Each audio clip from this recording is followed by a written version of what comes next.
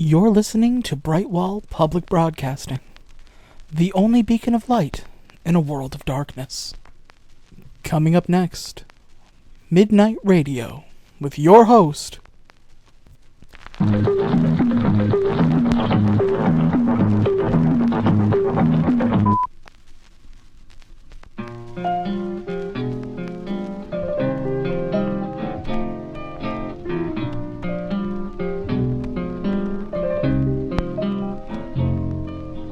Hello everybody, and welcome back to your Midnight Radio.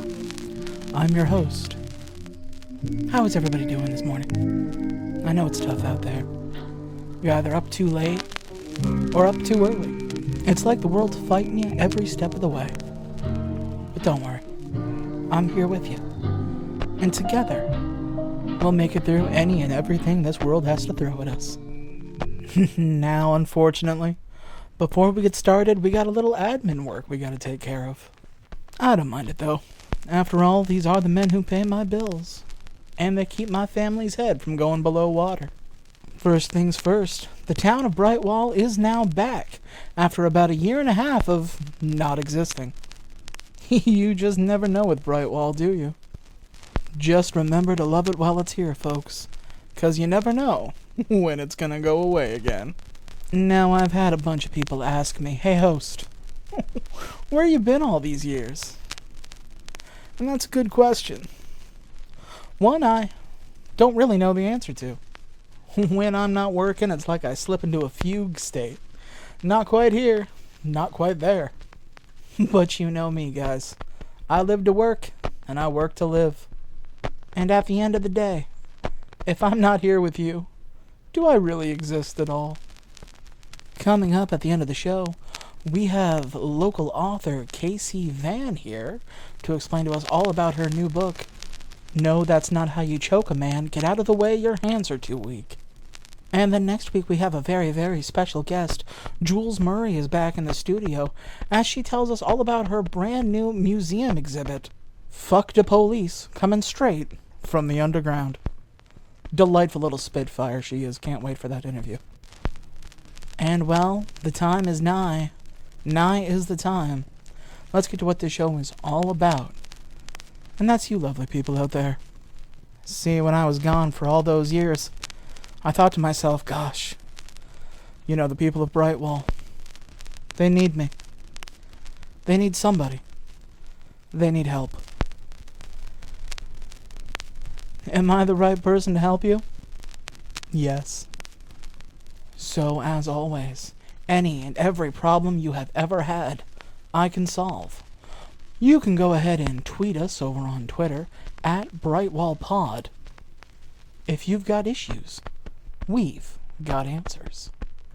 If Twitter's not your thing, hey, what's it like being back in 2005? You can always email us at brightwallpodcast@gmail.com. Not every message may make it on air, but I promise you, I read each and every one of them.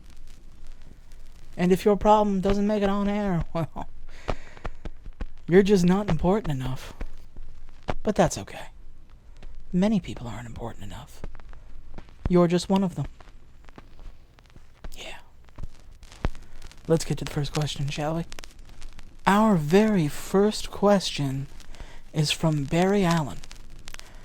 Barry writes, "Hi, host." Hello, Barry.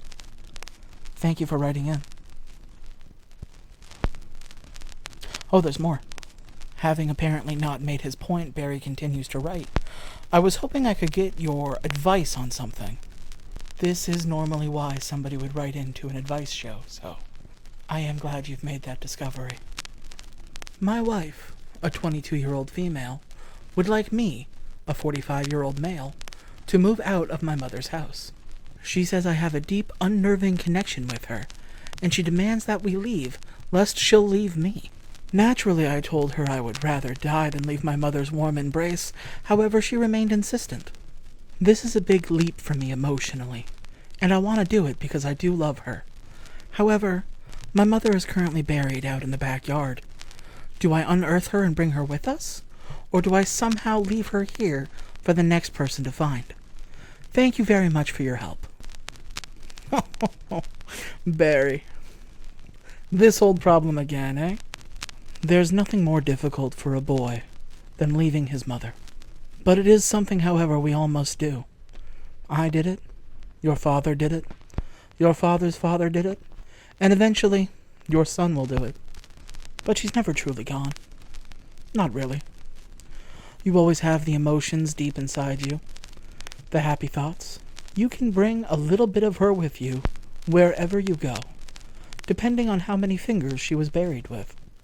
However, my biggest fear is not with your mother, but actually with your wife. This is quite a shocking demand she's made of you, to try to separate a boy from his mother.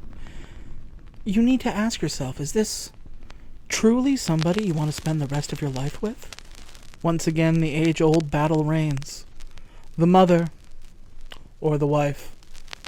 Now, back in my day, this battle would actually take place on a field of some sort. My mother chose the pistol, my wife chose the battering ram. My wife would win that particular scuffle, but it was an interesting day at the beach. Unfortunately, it seems as though nowadays you're not allowed to do that kind of thing. Cancel culture, run amok. But I think it's best for you if you have a sit-down talk with your wife, and you say very openly and very calmly, "Honey, I love you. But if you ever ask me to do anything ever again, I promise you, you're going to end up just like Legless Joe outside the liquor store. I'll cut your arms off." Remember, no matter what happens in a relationship, communication is always key. Thank you very much for writing in, Barry. Somebody will be coming for you shortly. Relationship drama. Probably one of the first traumas any of us will really go through. Be it a relationship with your parents, your friend, your brother, or a pet. Sometimes these end well, with lifelong connections. And sometimes, well, people get buried in the backyard. But that's okay. This world is not for everybody. Please listen as we move on to our next bit of advice. Theodore Whaley asks, what can I do to lower my credit score? Oh gosh. This is another bit of an issue I've always had. See, credit scores, they really decide what kind of person you are. You know, if you have a really good credit score, then of course you're a really good person. If you have a particularly bad credit score, for whatever reason, it doesn't matter. You are a bad person or a poor person. And the world, well, we don't take kindly to bad and poor people. You see, when I was younger, my wife and I decided that we wanted to buy a house. But as we went to make all the proper choices and sign all the proper papers and get everything in order, they turned to her and they said, "Well, ma'am, unfortunately, combined, your credit score is too low. We can offer you a loan, but the interest would be very, very high." And so I looked at my wife and she looked at me and we thought, well, we have two options. One of the options is we can just deal with the high insurance rate and hopefully find a way to pay it off and continue on our way and become a loving and hopeful family. So obviously I divorced her then and there. You know, I can't have that kind of thing hanging around me. And that was hard, you know, emotionally, for her. She took it really hard.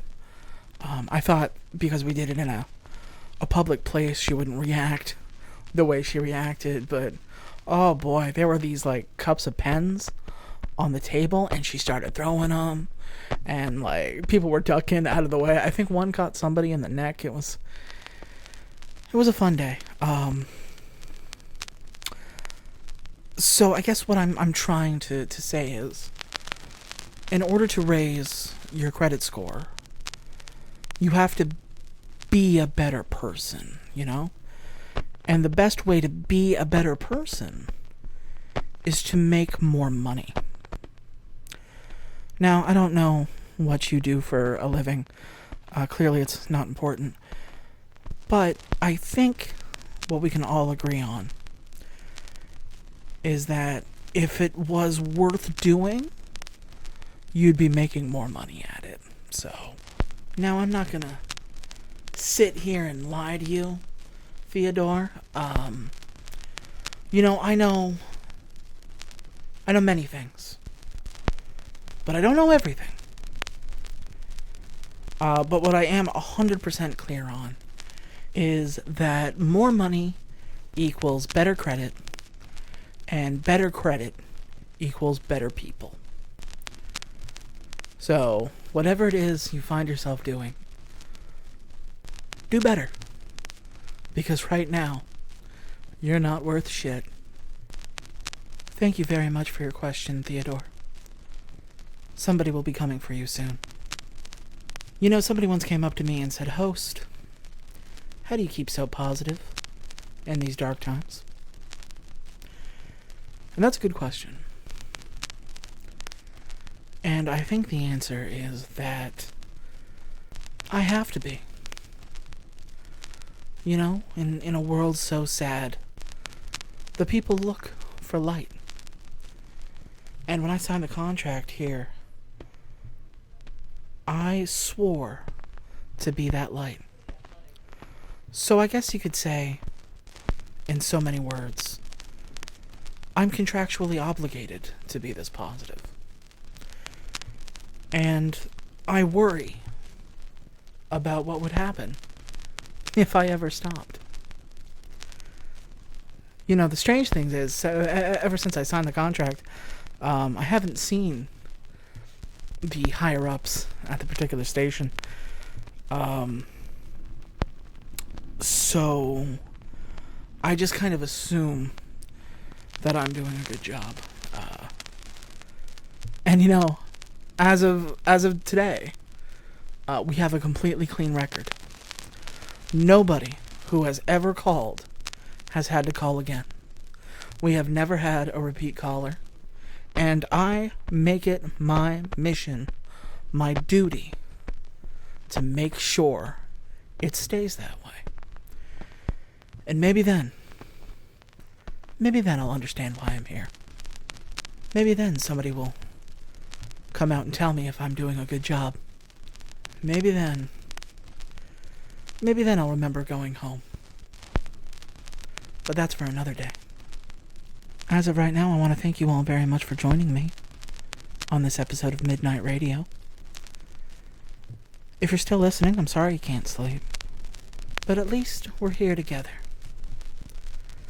And hopefully I could provide you with a little bit of entertainment, a little bit of thought-provoking, and a little bit of advice in this cold, desolate world. And remember, no matter how much insomnia you have, no matter how difficult it is for you to sleep, eventually, we'll all sleep. Because death comes for us all. Please remember, if you have a question, a comment, or need any advice to help you through this dark world, go ahead and leave us a tweet at Brightwall Pod on Twitter. You could leave a comment right underneath this video, or you can go ahead and email us at brightwallpod@gmail.com. And even if I can't get to it, perhaps shouting in the void will quiet the voices just a little bit. But until next time, I'm your host. Good night, Brightwall. I hope to never see you again.